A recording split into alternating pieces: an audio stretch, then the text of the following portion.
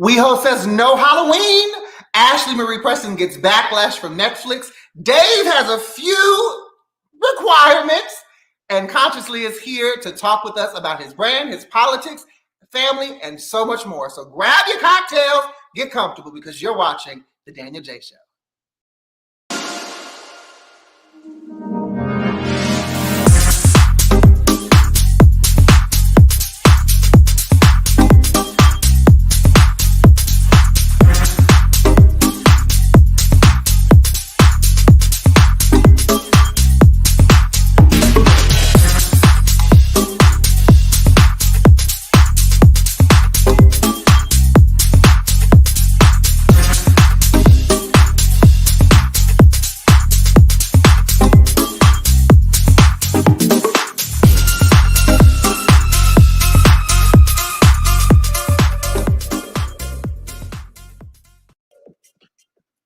What is going on, everybody? It is your boy, Danyol Jaye. You are here live with the Danyol Jaye Show, and we have an amazing show for you today. Before we get into our Dish the Deep segment, I have to give a quick shout out to By Love Jones. By Love Jones is an apparel line. They have home essentials types of things.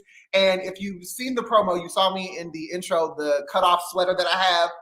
Beautiful, beautiful, beautiful, beautiful. That is from By Love Jones, okay? So they sent me a gift to just congratulate me on the show. And first of all, it came in this, I should have did an unboxing, but I didn't think about that. But it came with this beautiful card. You see James Baldwin, one of my favorite people, is on the card. And the card says, Sir Danyol, congrats on your new show. Keep the greatest and glow up coming. All the best, Jones. Baby, when I tell you, in this beautiful black box, this beautiful sexy black box with all of the By Love Jones tissue paper and all of the things, it just looked beautiful, came this wonderful this candle. I don't know if you guys can see it. Oh my God. And when I tell you, it's a double wick candle. It's a vegan, let me read it. It says, Love Notes #1, rum, citrus, savory herbs, vegan wax blend, handcrafted and poured with love. Baby, when I tell you this smells like a grown-ass man that needs to be in my bedroom butt-asshole naked, woo! I have to light this sparingly because, child, I would do things to myself. And I don't want to hurt myself in my 30s, but I just want to give a huge shout out to By Love Jones. If you are interested in buying any of their apparel, if you want to check out their shop, you can go find them on By Love Jones on Instagram. It's BYLOVEJONES on Instagram. Phenomenal, phenomenal brand. And I just want to send them so much love because they have shown me so much love and support.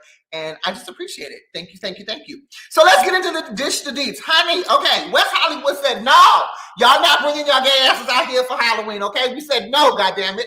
Last year they canceled their annual Halloween parade and festival. Obviously because of COVID, they are following suit with a second year of cancellation. They are saying, no, we are still in the middle of a pandemic. We are not going to risk people's lives because any one of y'all who live in Los Angeles or party in Los Angeles, if you've been to West Hollywood, if you've seen West Hollywood on any type of camera news, internet, whatever, on Cicely Tyson's internet, if you've seen her on YouTube, you know that it gets kind of wild. It gets kind of crazy, and it's a whole lot of fucking people.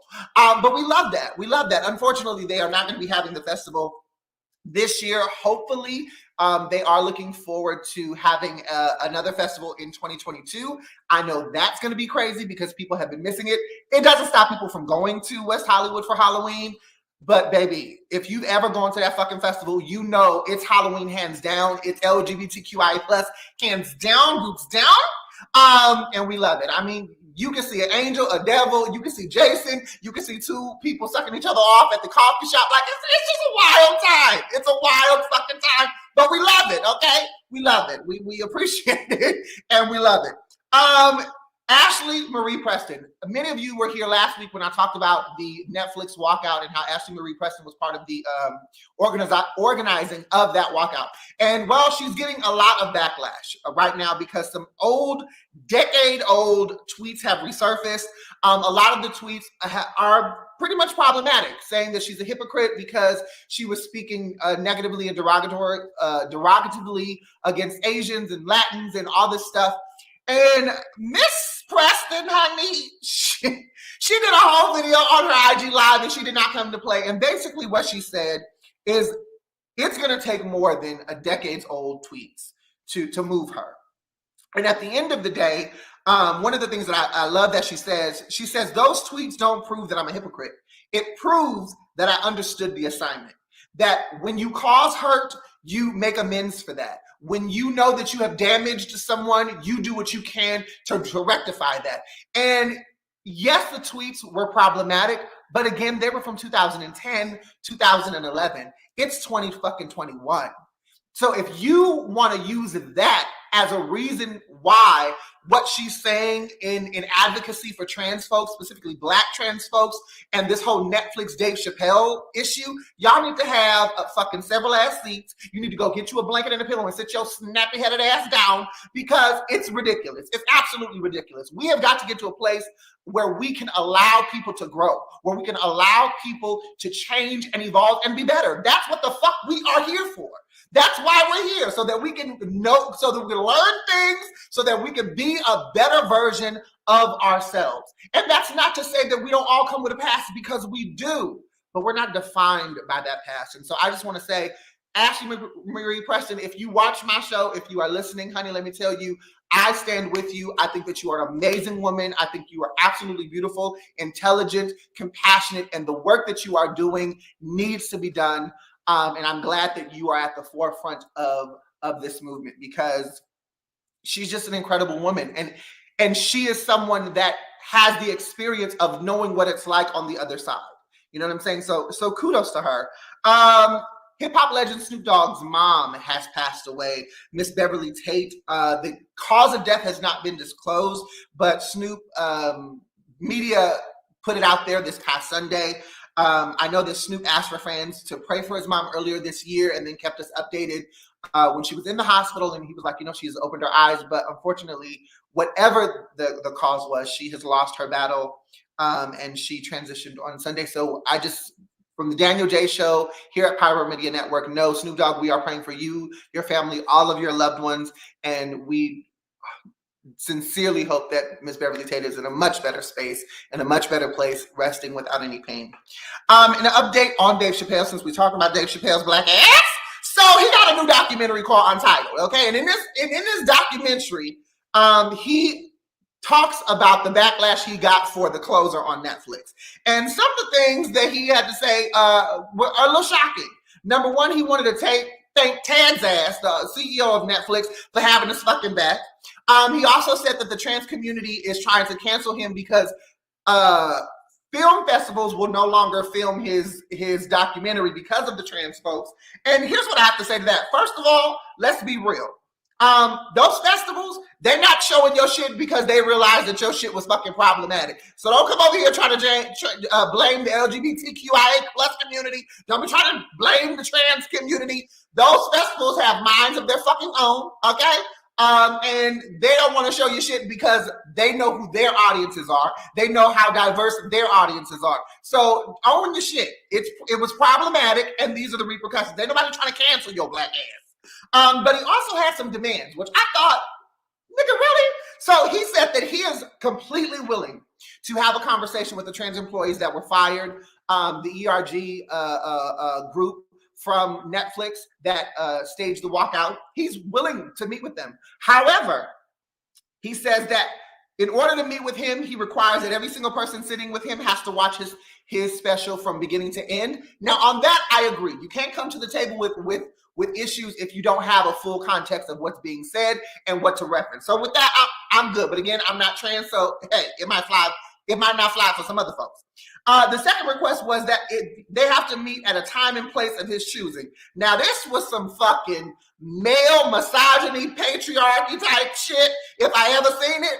And I'm just not here for it. First of all, how you drop a fucking bomb in the middle of a community, run your black ass off so that they can all scurry and fight amongst each other, and then you got demands on when and where you want to meet. Child, please, athletes. And then the third was that he said that he'll do it if the LGBTQIA community agrees that Hannah Gadsby isn't funny. Now, Hannah Gadsby is an Australian comedian who had things to say about her name being included in Ted Sarando's statement, and as far as trying to use her as to show that Netflix is diverse. And in defense of Dave Chappelle, she didn't appreciate that, and she spoke against that. And so this is his joking way of kind of getting back at her. And for that, I just think that's in poor taste at the end of the day. Dave, if you really wanted to sit down with motherfuckers, you would sit down with motherfuckers. You wouldn't go to your show where your supporters are, and make a mockery of it. You wouldn't be trying to have jokes. And you just said in the fucking closer that you were done with the LGBTQIA jokes. And here you are in this fucking Untitled documentary, nigga, with more LGBTQIA fodder to share. So I'm a little confused, bro. I'm a little fucking confused. Update on the Alec Baldwin's story. Last week, we talked about how he accidentally shot and killed a director of photography on the set of Rust, as well as wounded the other director of the film. So far, the gun that has been fired, investigation is still going on. Everybody's involved with the investigation. However, we have found that the gun that was used on set was also being used offset so that Alec Baldwin could have target practice. And so this is one of the reasons why people think there could have been a live round in it, because he was practicing with live rounds offset. However, the other piece of information that is a little strange is that this gun was kept with all the rest of the guns that were used on set, but the rounds that were the blank rounds that were supposed to be used for shooting, no pun intended, were kept by and near and mixed in with live rounds. As a prop manager, prop person, I don't know how the fuck this happens. And so for me, that's the person that I'm going after. I'm not saying anything. I'm not trying to throw nobody under the bus, but I'm just saying, like, who the fuck is checking these guns and who's not checking these guns? But as I said, I will keep you updated with that. And so far, that is the only update that we have in regards to how the gun got the live round in there and how this horrible accident has happened. So that is Dish the Deets. I'm going to take a quick commercial break, honey, because I have to touch up the makeup and the face. But when we come back, I will be sitting with educator, elevator extraordinaire, the one and only Conscious Lee. So you have a quick minute to go grab you some more snacks, refill your cocktail, and sit your wonderful, beautiful ass right there on the sofa and watch me right here on the Danyol Jaye Show. We'll be right back.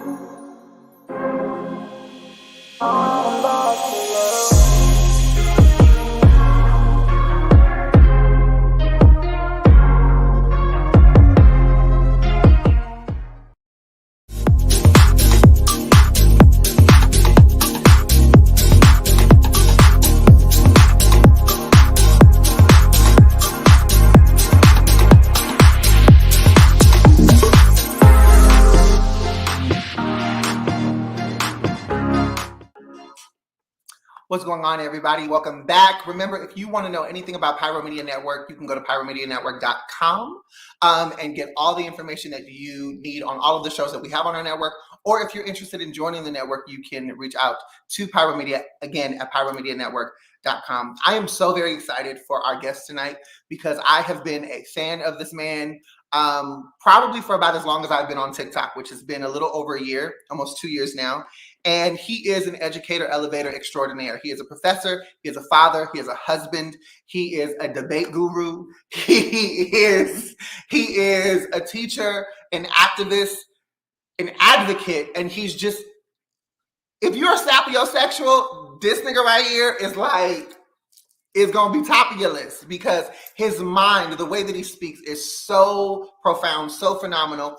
And to be able to see a Black, cisgendered, heterosexual man talk about the topics that he talks about in the way that he does is just extraordinary. So without further ado, I want to introduce to some, present to others, the phenomenal, the Conscious Lee.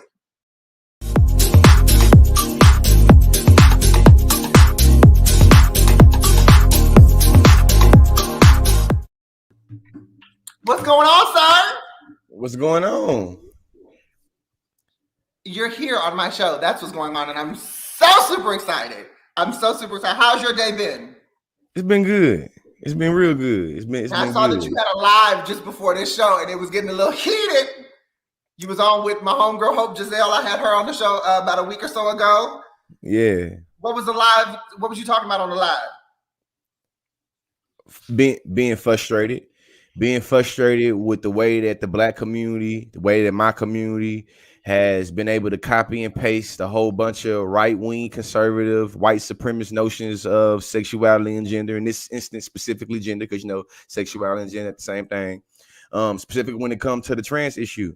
So I see that a lot of the arguments that people in my community is making through the guise of being pro-Black and Afrocentric is essentially arguments that come from white supremacists. And you know what I'm saying? Shit, I was really just, voicing my frustration on my Instagram live. And shit, I feel like it turned into a very great conversation and warmed my heart, honestly. So I'm feeling good now. One of the things that I did this morning was I spent about 2 or 3 hours literally trolling the shit out of your TikTok page because I really wanted to get my study in. I wanted to make sure that I was asking questions that were pertinent that people want to know, and I also didn't want to necessarily ask things that everybody else asks you. But one of the things I came across the video that you did where you talked about where your love or where your awareness for politics came up. And you said it was in the 8th grade during the Bush administration when he had a proposition that would basically get rid of food stamps. And you were talking about how before that, your kid, politics, it's not your thing until something came up that directly affected you. My question to you is, do you feel that most people, and for the sake of this conversation, everybody watching, for the sake of this conversation, we're going to keep it to the Black community because that's our focus. He's Black, I'm Black, we Black, we're going to keep it to the Black community. Do you think that is the missing part as to why so many Black folks, heterosexual, biological, cisgender, whatever, Black folks have such a problem with something that is different because they haven't found or come across that thing that they're able to relate it to them personally? Yes. And I would problematize that still because, what I like to say is people are lost in the sauce. And I think that a lot of us are lost in the sauce of sameness, or we always already want to focus on how we are the same or how we are similar to other people. And it causes us, I think, that damn near by nature to have a trade-off where we automatically looking to wage war with difference. So my philosophy is that we should just embrace and or always be trying to explore the ways in which we are different and not really focus on how we're the same. But I think what you asked me, and that's what we got in with, when I was talking with Hope on the live or whatnot, you feel me? And this dude named Jay from Philly. Uh-oh. I don't know what happened, but it's live TV. We're going to try to get him back. Control room, if we can get him back, let's try to get him back. But welcome to live television, people. Things happen, technical difficulties. However, one of the things that I want to address about the question that I asked to Lee is one of the things that I find when I do my lives, there's a lot of stuff that comes across my DMs. There's a lot of comments that I get under the videos that I do.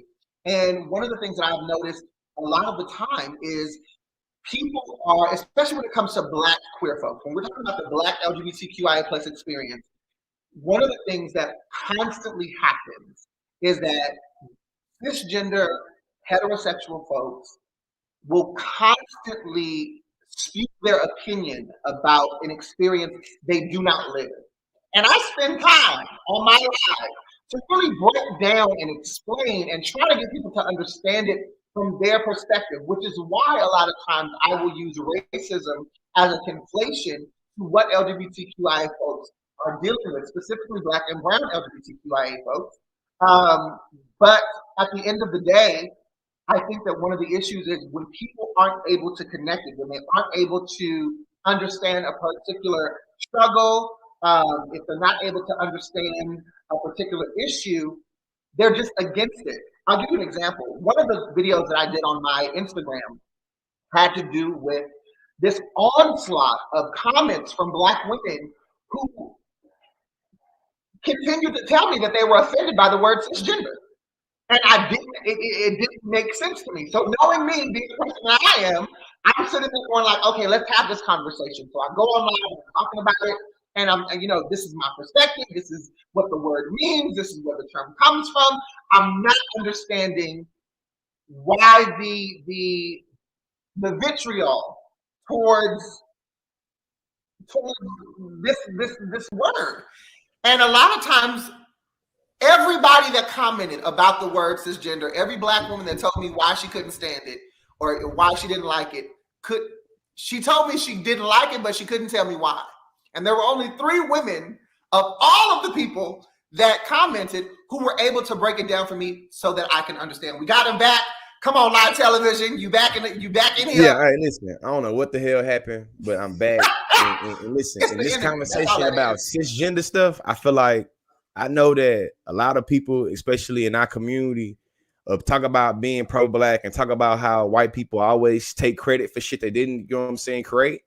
And I think that a lot of times when we start talking about things in terms of gender, people easily be like, that's some white shit. So in my experience, when I identify as being a straight cisgender Black man, it's like, you on that white shit. So in my mind, it's like, no, it's able to identify there are other people that do not identify with the gender they were assigned with their birth. That's the only thing that cisgender means. It means that I identify with the gender I was assigned at birth, and recognizing that sometimes they assign that shit wrong. You see what I'm saying? I think that a lot of people don't. I'm being real. You can be as real as you want on this show. So I'm being real. I think that, and I'll be simple with it too. A lot of people get the validation of their identity by being able to prove they can dominate somebody else and or exclude somebody else. So what I think when it comes to being cisgender, whether I'm talking about cisgender men and cisgender women, a lot of us hold on to being like, but I'm a real XYZ because we've been pathologized and discriminated for our race or for this or that. So a lot of times it'd be like, but I'm a real man. I'm a real woman. And it's just like, that's what you hold on to be able to be able to affirm your sense of self. And I think that that's what I get into be talking about being lost in the sauce. And that sauce is very thick. And I want to go back to the question I asked you before we lost you, which is how I got to the cisgender topic, is in my lives that I do, I always conflate racism with the oppressiveness that LGBTQIA folks experience, specifically within Black and Brown communities, right? Because I feel like as a whole Black community, we can all understand racism. We know what that is. We've lived it. It's part of our everyday. And in order to get people to understand that the same jargon, the same rhetoric, the same Jim Crow tactics that are used against Black people are the exact same tactics that cishet Black folks use against Black LGBTQIA plus folks. So going back to the question, why do you think it is so hard? And I'm changing the question actually, but why do you think that it is so hard for Black cishet folks, the majority of them, to understand on some foundational level what Black queer folks deal with? It's great question. Thanks. To answer my interviewing. Yeah. To answer it, what I would say is it's a lot to unpackage when it comes to the gender politics of our community. Mm-hmm. And I think that specifically when we talk about like somebody like Dave Chappelle, and we got talk about the particular narrative about white people wanting him to put on a dress, and him saying that he didn't want to put on a dress and he wanted to stand up for his masculinity, right? What I'm trying to unpackage here is that a lot of times when it comes to sexuality and gender in our community, we've wrapped it up in white supremacy that says that the presence of homosexuality or the presence of some non-straight shit is trying to emasculate me and trying to make it where I can't make more black babies, and therefore it's bad for the black community. I think that's the hard part that a lot of people in our community have with having compassion and having heart and having understanding with people in our community that are not straight or not cis, because we see it as an inherent attack on the community of thinking, like, I know a lot of people in the conscious community will talk about like butt breaking, or they'll talk about, you feel me, the white man trying to emasculate us, or trying to, you know what I'm saying, or you feel me, the Woody Lynch letter, and you know what I'm saying. So I think that because it's a lot of, I really wish that with you mentioning butt breaking, I really wish that we could have like a full-on conversation about how butt breaking is not the introduction of homosexuality into the black community. It's assault. Like, it's like you conflating assault. It's like yeah. And too, I recognize too, people might be thinking like, y'all niggas is laughing, talking about. It's like, it's not that. It's just that it's almost, you have to laugh so you don't cry, to humorize how people are literally trying to say the reason why you are what you are is because our ancestors got raped by the white man hundreds of years ago, and just like, that is wild. And it's just, so you just laugh at the shit, but it's just like, man. But I will say, in the black community specifically, I think that the ideal that butt breaking is the introduction of homosexuality into the black community is one of the reasons why a lot of black people think or feel that if you're gay, then you must have gotten molested or raped. Exactly. You know what I'm saying? So, the connection there is so strong. You know, but there are hundreds of thousands of millions of people who are queer who have never been touched, who had successful middle class, high class, 2-parent households. Like, all of the jargon that is used to say this is why you are who you are, at the end of the day gets debunked. You know, that's why I call it pathology. Say that again. I said that's why I call it pathology. It's like, it's pathological. It's debunked, but it's been so normalized, even though it's abnormal in terms of truth and in terms of reality, that it's really hard to tell somebody otherwise. So literally in the live I was just having, all you see in the comment section, I'm talking to a black unapologetic trans woman. Hope. Motherfuckers in the comment section, but you choose to be trans and X, Y, and Z. I'm talking to a black man that's talking about, you feel me, being from Philly and having a record and serving 11 years in jail for shooting people and serving drugs and shit, but really having a real transparent conversation about trans identities. You feel me? We having a real grown-up conversation. People in the comment section, though, is really, though, still, you know what I'm saying, being stuck on launching these different dog whistles. And for y'all that don't recognize what dog whistles is, when Donald Trump into this what Hope made me realize when she was talking. When Donald Trump was telling people to stand up and stand by, there was a dog whistle. All of us people of color recognize there was a dog whistle, him signaling to the other racists, y'all watch this shit and don't go nowhere. I would argue that Dave Chappelle used a lot of transphobic dog whistles in the special. When Dave Chappelle said, so are you talking about multiple days or one day? That was a heteronormative dog whistle that let people know that he think this shit don't make sense either. When he talking about beyond pussy and beyond beef and all that shit, that was a heteronormative whistle to be able to say they ain't even really got the genitals they're supposed to have. Me knowing what I know is like, yeah, that's textbook transphobia. You talking about trans people's genitals, and that's textbook transphobia. You trying to trivialize these pronouns, and that's textbook transphobia. You misgendering this woman in her death. So now we have 3 textbook examples of transphobia, and you saying, and you know what, they ain't even count turf. See what turf. Now we got 4 specific examples of you saying some transphobic shit in the same sentence of saying you stand with trans people or trans women. So you say that trans women are women in the same sentence of saying that you are a feminist and that you are trans radical. You know, one of the things that I said, I did a live earlier today on Instagram, and one of the things that I said, and that I continue to say on most of my platforms, because a lot of people want to say, you know, Dave is speaking his truth. You know, this is his truth. He has the right to speak his truth. And what I said on my live today, that I've repeated elsewhere, is that you cannot tell a truth you've never lived. If you've not had the experience, if you've not lived the experience, what you're telling is the truth of your opinion about a truth you don't agree with. And that is what the closer is in its totality. It's Dave Chappelle's opinion about his observation of an experience he has never lived. And to throw a bomb in the middle of a community with this special and then walk away from the conversation and say, oh, well, I'm helping you guys have a conversation. How? You don't know what the fuck the conversation is. And to allude to this fact that Black queer, that white queer people have stolen narratives from us and have taken over certain narratives. It's crazy. It's wild. We live it. We know. But I do want to get into some of the questions that we have in the comments. One of them comes from Dolores Simmons. They said, what are your philosophies about how our children are taught inside the home, knowing what they are actually taught in these schools? My philosophy is that we should teach our kids knowledge of self. I got a 5-year-old and a 3-year-old. I need to be spending more time and teaching my daughter stuff, but definitely with teaching her the knowledge of self.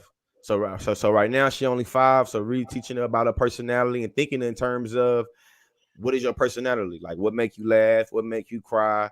You feel me? What motivates you? What make you want to go play? What make you want to, you know what I'm saying, sit down and really thinking about like how do you know yourself? Because what I learned from Malcolm X and all of the people like that is that when we allow for the oppressor to teach us our racial identity, it's going to be taught in a way that we always already think of ourselves as being inferior.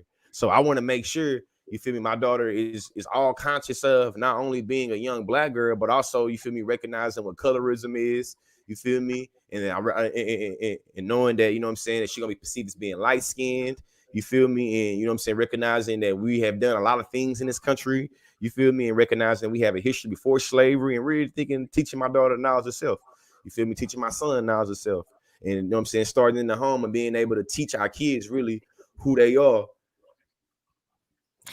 Lee, as an instructor, what age group do you teach? Last year I taught high school for the first time. I taught 9th and 10th grade. It was a hell of an experience. I seen that I wasn't, you feel me, cut out, you know what I'm saying, for the Lord's work in that way. Most of my experience though is teaching college students. I'm a coordinator of a debate team. And I teach kids from, I guess, 18 to 25. Well, not just a debate team. This is a world-renowned, award-winning, like one of the top debate teams in the country. We got a national championship under our belt. We got a national championship under our belt, and we, you know what I'm saying, we've had some wonderful, great debaters come through the, you know what I'm saying, our program, and to be able to represent for the university and be able to win a whole bunch of ballots and bust a whole bunch of asses in that debate room. So definitely, you know. I want to read Miriam Maiden's comment. They said, I thought that Dave Chappelle was really talking about white trans people and how they behave and how they have adapted the Black people's in terms of racism and trying to fight that cause. To that, Miriam, I have to say this. You cannot advocate for a community that you do not recognize and acknowledge. And that was one of my issues with the closer. I understand Dave Chappelle's target is always going to be whiteness, white supremacy, and all of the systematic oppressive structures that white folks throughout history have created and benefited from. However, when you talk about LGBTQIA communities and you talk about it in a way where the hidden tongue-in-cheek connotation is that LGBTQIA plus experiences is a white construct because you do not fully acknowledge the Black queer side of things. You don't fully recognize them. You don't have a conversation. You don't include them in the conversation. What happens is that Black and brown portion of that experience gets erased. And we mentally, psychologically, emotionally will then connect anything that's gay, anything that's trans, anything that's whatever to whiteness. So his lack of acknowledgement of Black queer people outside of the very dismissive statement of, I don't have a problem with Black gay folks, but these white gay folks, it's like, you don't have a problem with Black gayness because to you, Black gayness and Black queerness is an anomaly. It's not the norm. And if white people didn't exist, queerness wouldn't exist in Black communities. That's the line. That's the undertone. And where I come in at it is that in terms of you specifically saying something about an erasure, he said specifically he evoked Stonewall. So with me knowing what I know, it's like, hey, listen, Stonewall is a revolution, I don't even know what I'm saying, a movement that birthed the Pride movement. You feel me? But I also know that it started with a Black trans woman and a Black, you know what I'm saying, in a Latino trans woman, you feel me, fighting back to police brutality. What I also know in terms of an erasure is that when the Pride movement first started having their parades, they excluded the Black trans woman from being on that motherfucker because they felt like she was doing too much. It felt like she was too radical. It felt like she would bring, you know what I'm saying, a bad rap and shit. There was an erasure, an intentional erasure that happened. When Dave Chappelle say he missed the old Stonewall days in the same conversation of talking about trans women, the erasure is already done. He doing it. I ain't even got to be a philosopher. He did it. And if you was able to watch the closer and you not able to understand who Marsha P. Johnson is specifically in a conversation of a Black man, Black cisgender straight man talking about Stonewall, it's a crime that's been committed. Especially if you can be like, I think he was talking about what's it called. My last thing I say on this specific question is think about the 4 criticisms I had for Dave Chappelle being transphobic. Those criticisms do not specifically hit at white people. When he calls himself a TERF, the burden is on you to tell me how he identifies specifically white trans people. That criticism seemed like it landed on all trans people. When he say they or multiple days, that sounds like everybody that has the pronoun of they. And let me tell you something. I also have a preferred pronoun of they. He, him, and they is my preferred pronouns. And I'm straight and I'm cis. You feel me? The third thing, you feel me, is the misgendering. When he misgendered, you feel me, his friend, they call his friend, that wasn't unique to her being white. That was unique to her being trans. So even if you want to say his criticism was towards trans people, and he say it's the way that white oppressed people, they can be oppressed until they got to, you know what I'm saying, call the police. That's cool. I can agree with that statement. But that don't mean you erase Marsha P. Johnson and Black trans people, especially knowing that Black trans women have one of the lowest life expectancies in the world, in our country specifically anyway. There's a lot to unpack, and we're going to unpack more of that. We have to take a quick commercial break, but when we come back, we will continue this conversation with the phenomenal Consciously. So go get your snacks, refill up on your cocktail, and come back because you're watching The Danyol Jaye Show.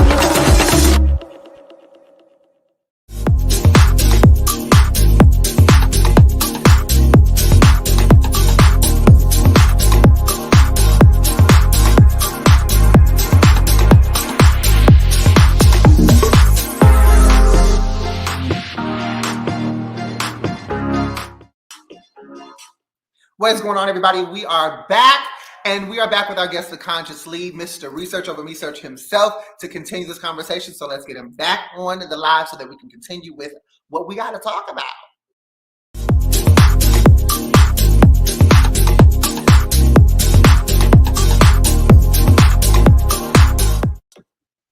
So, Lee, one of the things that I did in my research this morning, in 2.5, 3 hours of trolling your page or scrolling your page, whatever you want to call it, you talk about a lot of different issues, and you address a lot of different people that bring up certain things, not just LGBTQIA plus issues, which I want to say personally, I'm very grateful for you in that space, because I do believe that sometimes it takes a cis-het individual who gets it and who is willing to unlearn, certain behaviors and learn other things to advocate and be an ally. So thank you for that. But you also deal with just Black ignorance overall.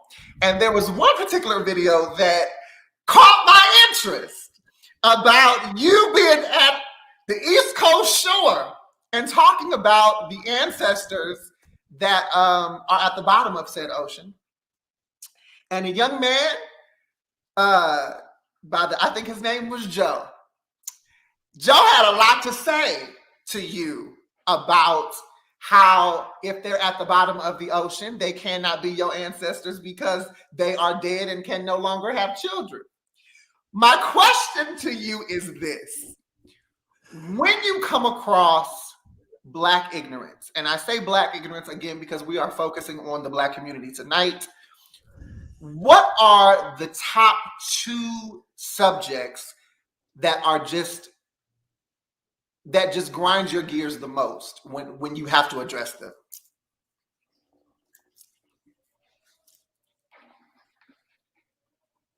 I say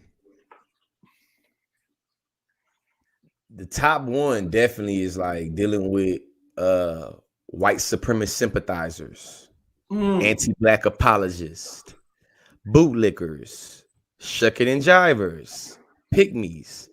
Those is definitely my top. Like I can't stand. I like. Okay, I got something for your ass.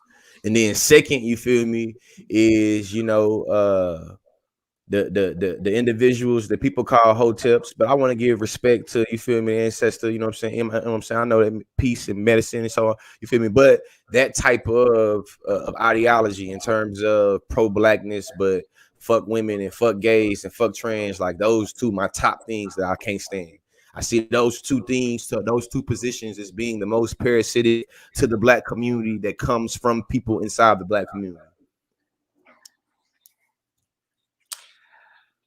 What is your most enjoyable topic to tackle? My most enjoyable topic to tackle is race, because that's what I got my most expertise in. That's what I've been trained in. I like to brag on this because I spent a lot of hard, you know what I'm saying, work in doing it. But I'm in the top 20 Hall of Fame of college policy debate from 2010 to 2020 because of what I was able to do from the racial, you know what I'm saying, from the perspective and lens of race. You feel me? So that's a topic that really just made me go like, oh, okay, we're going somewhere. We're going somewhere. But I feel like outside of that is politics. But it's because I know how to inscribe Blackness in a Black community and race in any situation, especially politics. So I feel like, you said about that, my ears gonna perk up.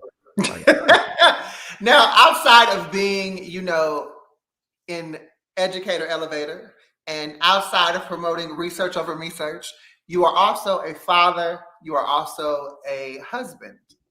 And one of the things that I have noticed, again, in my 2.5 hours of scrolling, is what I would perceive as the protection of your family unit. We don't see your kids a lot on your page, and we don't see your wife a lot, if at all, on your page. But I do know that you have spoken about the support and just the phenomenal woman that your wife has been. What is the reasoning behind not kind of sharing them as much as other brands or other people would on their social media? My wife don't like the public eye that much. And me and my wife are very conscious of public perception in terms of her being a Black biracial woman and me being so pro-Black. And if I'm being completely transparent, it's just a lot to deal with in the comment section and people coming for, and you feel me, hit a little different when it's like yours, you know what I'm saying? So for me, it's just like I would post my wife more, but she don't like being post like that. And then I see when I even like post her and I convinced her, you know what I'm saying, post, so I post her without a permission type shit. I see why she don't like it. You feel me? And two, before I posted her and we seen the backlash type shit, we already knew it would come. But also too, she's the person that I feel like we 2 different type of Sagittariuses. I'm a Sagittarius that love the public light and love the, you know what I'm saying, social butterfly, and see more of a Sagittarius that like to talk shit in the background and just be like, ha ha ha. You know what I'm saying? I see that shit over there, but I'm over here minding my business. But I see that though. You feel me? That's the type of, you know what I'm saying, our personalities and how it work. We 9 days apart. We've been together since, you know what I'm saying, we were 17. You feel me? Of course, we in high school and first got into college. We had a little off and on type shit, but for the most part, though, we've been together since we were 17. We 30. We got 2 kids, and I feel like she get my vision. She get what I'm trying to do. She get what, you know what I'm saying. She support what I'm trying to do. She support how I do it, and shit is just like, you know, we Now, already is we she the already. one holding the camera when you be on top of tabletops and you up here dancing and twerking and doing all these 90s video remakes? Is she the one behind the camera? And is she laughing? Because, baby, when I Hey, see sometimes she laugh. Hey, sometimes she laugh. You feel me? But my wife was die raised by black women. You feel me? My wife was raised by an old black woman from Mississippi. So sometimes she be like, "Hey, nigga, you doing a lot of waist thrusting on the internet now. Now you gonna be mad if I start posting thirst traps in my in my shit. So you better tone it down. You feel me? You know what I'm saying? You know how black women do. So you feel me? So you know, if I'm being real, you know what I mean? Sometimes she'll find it funny, and sometimes she'll be like, "Hey, nigga, you're doing a little much." you Okay, feel me?" So you know, it that's just for me. depends on the video. That's for me. I want to ask you, how do you define blackness? One of the things, especially in my experience on social media, you know, you bring up the fact that your wife is biracial, as am I. I'm black and Mexican. I'm a double minority, triple minority if you add the fact that I'm queer, quadruple minority if you add the fact that I'm a man. But I know that for me, looking the way that I do, being so vocal about black issues, I get a lot of flack from the black community. You know, I'm not black. I'm not black enough. And My wife if do. you said what? Yeah, my wife does too. You're right. And I also feel like if it was the opposite, like if I had a Mexican experience growing up and I was advocating for Mexicanness, you know, I mean, for, you know, Mexican issues and experiences, then I'd get told, oh, well, you know, you want to forget you have black.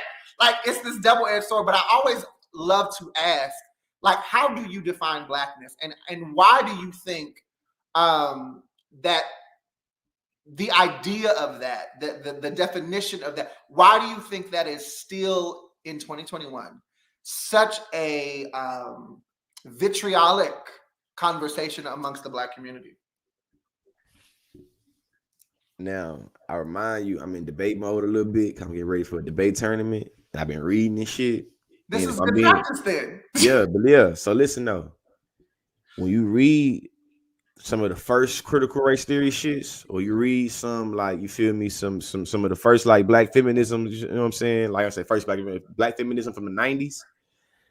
When we talk about like a whole bunch of historical landmark court cases, the very question of how do we define blackness, and outside of how we define blackness, if we say something is black, how do we justify discriminating against it, has always been something that's been hard to define and hard to acknowledge. You feel me? And I think that that's what makes it so much static around being able to say who black and who not black. The one drop rule, brown paper bag test. Is you identified as white? Can you pass as something else? Are you racially ambiguous? We got all these different ways of how I feel like race becomes complex and in some instances trivialized. For me specifically, because I'm a philosopher, I would say that I define blackness first as being the infinite possibility of something else. You feel me? In my mind, anti-blackness is the opposition to possibility, and blackness is the possibility, you know what I'm saying, to what can be. In terms of layman's terms, though, you feel me? I see black, like being black is, you know what I'm saying, having a visible but visceral relationship to blackness and black people. You feel me? And I think that, you know what I'm saying, we can explore what that means, but I think that, you know what I mean, kind of like I recognize that my wife know now in different situations that, like, you know what I'm saying, like, even though she grew up saying nigga, she grew up, you feel me, you know what I'm saying, being raised by black people, she know in certain contexts people don't know she black. You feel me? So, you know what I'm saying? It's like saying nigga or wearing some box braids, some shit like that, right? She recognizes, you feel me? You feel, like, you know what I'm saying? How people gonna look at her crazy as hell. Right. But you feel me? She's black in terms of shit. Her birth certificate say black. You feel me? All she knows is her black family. You know what I'm saying? You know what I mean? So how I see it is in terms of proximity, but that proximity being about like how you identify, but also how you identify yourself. And that's really simplicity how I see it. How you identify yourself and how you identify about the world. And recognizing that those two things matter. Not saying that just because you can pass as being something else that's not black, it means you're not black, but recognizing that it does matter. You know, it's funny because when I first got the onslaught of people who were telling me I wasn't black or that I was, you know, I could pass as this and I was this, I went to my birth certificate to see what the hell they put on my birth certificate. And my birth certificate doesn't have a race. I found that to be so very interesting. And I was like, well, is this the original? Is this a copy? Like, what is this? And it just doesn't. It doesn't have. Is your mom black? My mother is Mexican. Yeah. She was raised in Los Angeles. Both her parents are Mexican, but she didn't know her birth father. And so the man that raised her was my grandfather, who was a 6'1", 300-pound black veteran. You know, that was the only father that she knew. And then my father, my biological father, is, you know, a high yellow black man from Spring Ridge, Louisiana. So here I came to be. And I think that's the same thing that make it where I don't want to tell too much of my wife's story because it's her story to tell, not mine. Right. But my wife's mom is black. You feel me? And recognizing that she came out of a black wound, literally, you feel me? It's like, you know what I mean? Like that's, you know what I mean? Like that's obviously, you know what I'm saying, play into, you know, her, you know what I mean, her whole experience and how she's lived the world and how she's been identified and how she's been positioned and how resources she got, how much, you know what I'm saying, opportunity she got, how much access she got, and it's like, you know what I mean? So, you know, but recognizing too, light skin privilege and, you know what I'm saying, in terms of colorism is a thing, you feel me? And you know what I'm saying, she's conscious of it, you feel me? So, you know, but in terms of answering that question, I hope I answered it in terms of being like how you identify, how does the word identify you, and philosophically, blackness is terms of the infinite possibility of something. It's the infinite possibility, and anti-blackness being the opposition of that possibility. Well, Lee, I definitely want to say thank you so much for being on the show. I have to have you back on the show because we have so much more that we need to discuss. So we need to make it happen. But I want to really quickly tell people how they can find you, where they can find you, and what you have coming up for people in the pipeline. Oh, right there. Hey, George Lee, aka Consciously. Don't forget the Lee. You can find me at georgeleespeaks.com. That's the website right there. I do workshops, I do facilitations, I do curriculum design, curriculum development. I got 2 master's degrees. Holla at your boy. You can find me at Consciously on all social media platforms. And the reason why I talked about those 2 degrees is because I think that it shows you where my expertise and the skills and how I've been able to hone into them, and that I've been, you know what I'm saying, like I've developed them through, you feel me, this process of getting these degrees in terms of adult and higher education and human relations. That's what my expertise is in. That's why I have my master's degrees in. But hey, georgeleespeaks.com right there. You find everything you want to know about me and all that right there. You feel me right there, you know, right there. Well, thank you so much, Lee. We're going to put you in our virtual green space, and we are going to get ready for Hey Puddin'.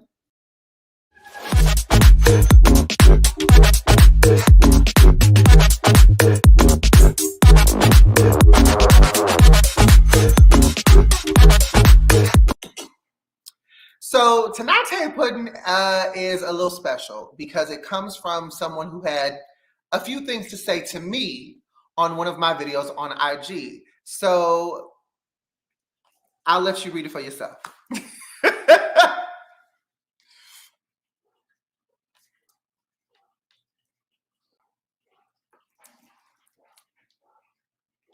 Awesome sauce. So this is a comment that was left on one of my videos that I did. Specifically, I believe it was the Dave Chappelle video. And this individual had a lot to say in the comment section, but this particular comment kind of like struck me. You are not black. Stop speaking for us. And I said, how am I not black? Because on my page, I say that I'm black and Mexican. You can read it. I've talked about my ancestry. I talked about my parents and all that. And then this person came with the next set of comments. They said, I see your bio. I'm not confused. I mean, politically, many paler toned people of Latino descent have that luxury. You can identify as white on paper. Hey, Puddin'. So let me address you in this way, and those who think like you. The fact that you allude to me being passing means that you have to acknowledge that I am Black, because I can't be passing if I'm not something that is not what I'm passing as. As it pertains to my Latin heritage, me being a Mexicano, the system in which you reference is a system that is engraved in oppression. It is a system that is engraved in racism, and it was a system that was meant to separate and segregate people of color, both Black and brown.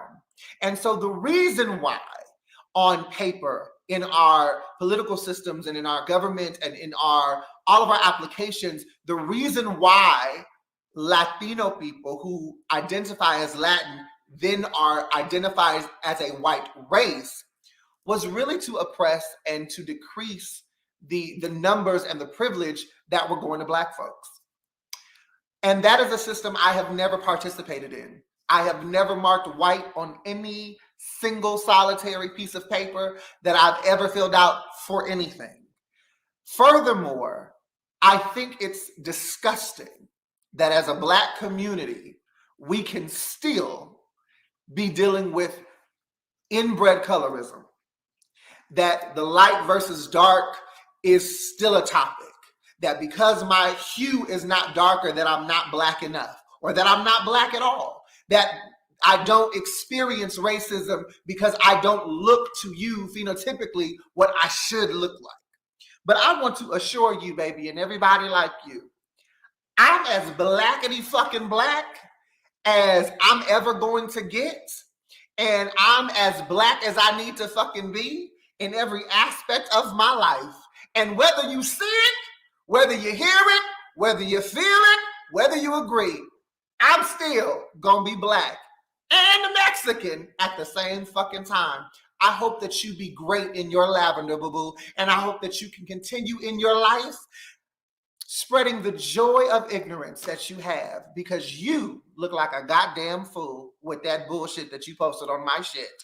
Outside of that, that's our Hey Puddin' today. If you have an issue, a question, or if you just have a topic that you want me to discuss, if you want my opinion on something and you want to be a part of the Hey Puddin' segment, all you have to do is send us an email at heypuddingcrew@gmail.com. That's heypudding, no G, crew @gmail.com. Thank you guys so much for watching our show tonight. I want to again thank The Conscious Lee. He is a phenomenal individual. Make sure you're following him on all social media at The Conscious Lee. Make sure you're tuning in next week, honey, because we have another amazing show next week, because we're here live every Thursday at 9 p.m. Pacific Standard Time, 12 a.m. Eastern Standard Time, right here on YouTube. All you have to do is subscribe, click the little ring-a-ding-a-dingy, honey, and then you will get updates on when we're live every Thursday, and you can be part of the conversation. Until next time, I want to leave you with this. You are marvelous. You are magnificent. You are incredible, phenomenal, awesome, and amazing in every single solitary way. But if you decide that you want to be malicious, mean, and cruel, do that shit in a room by yourself. And don't you send no fucking invites. Until next time, I'm your host, Danyol Jaye, and this is The Danyol Jaye Show.